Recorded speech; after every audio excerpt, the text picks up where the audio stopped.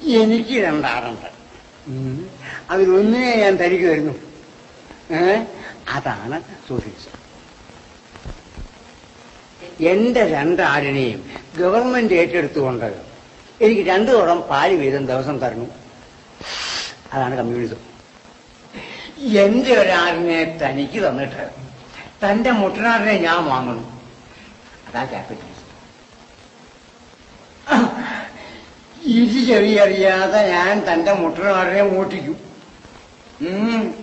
അതാ ഇന്ത്യയിലിസം. എന്നെ ഒറ്റ വീട്ടിന് കൊന്നിട്ട് താൻ എന്റെ രണ്ടാടിനെ എടുക്കണം.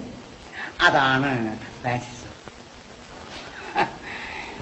പാലിന്റെ വിലയുടെ നേരെ ഇരട്ടി തീറ്റക്കൂലി ആകുമ്പോ പട്ടിണി കിടന്ന് എല്ലും തോലുമായി എന്റെ ആടിനെ ഞാൻ ഇറച്ചി കരക്കി വെക്കും.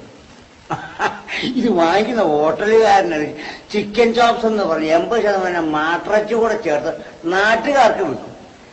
അതാ ഡെമോക്രസി.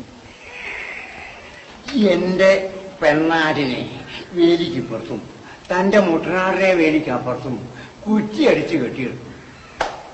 2 മുഖത്തോട് മുഖം നോക്കി ഇങ്ങനെ മോങ്ങിക്കൊണ്ടിരിക്കും. മനസ്സിലായോ? അതായി ചേരി ചേരാനയോ എന്ന് പറഞ്ഞത്.